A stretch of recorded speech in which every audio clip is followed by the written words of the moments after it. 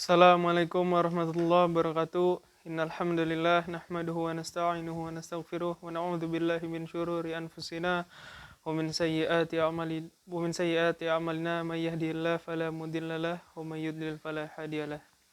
Asyhadu an la ilaha illallah wahdahu la syarikalah wa asyhadu anna Muhammadan abduhu wa rasuluh la nabiyya wa la rasula ba'da.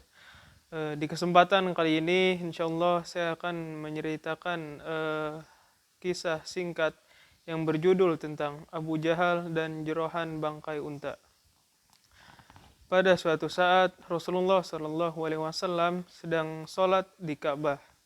Sementara itu Abu Jahal dan sahabat-sahabatnya berada di sekitar situ. Abu Jahal dan sahabat-sahabatnya melihat Rasulullah Shallallahu Alaihi Wasallam sedang sholat.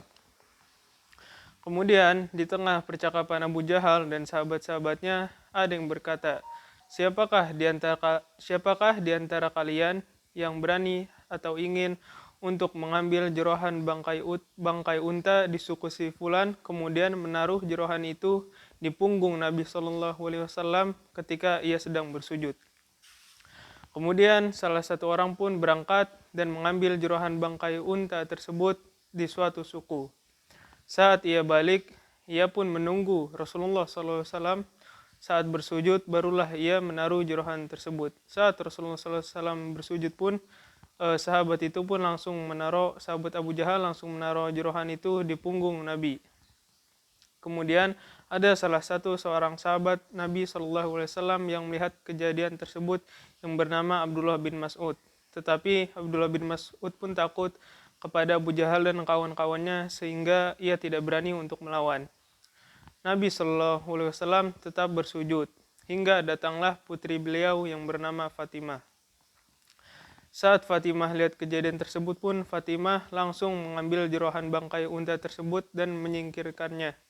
Barulah Nabi Shallallahu Alaihi Wasallam berdiri atau bangkit dari sujudnya seraya berdoa kepada Allah Subhanahu Wa Taala, Ya Allah, hukumlah orang kafir Quraisy tersebut. Setelah mendengar doa itu pun Abu Jahal dan kawan-kawannya pun sedih. Karena mereka tahu bahwa doa yang diucapkan di tempat itu atau Mekah atau Ka'bah diijabah oleh Allah Subhanahu wa taala. Kemudian Rasulullah Shallallahu alaihi wasallam pun melanjutkan doanya dengan menyebut nama-nama mereka, menyebut ya Allah, hukumlah Abu Jahal beserta nama-nama sahabat-sahabatnya yang lain Nabi Sallallahu alaihi wasallam sebutkan. Dan benar saja beberapa hari kemudian Abu Jahal dan orang-orang yang namanya disebut oleh Nabi SAW di dalam doanya meninggal dalam perang Badar. Kemudian mayat-mayat mereka pun dimasukkan ke dalam salah satu sumur di Badar.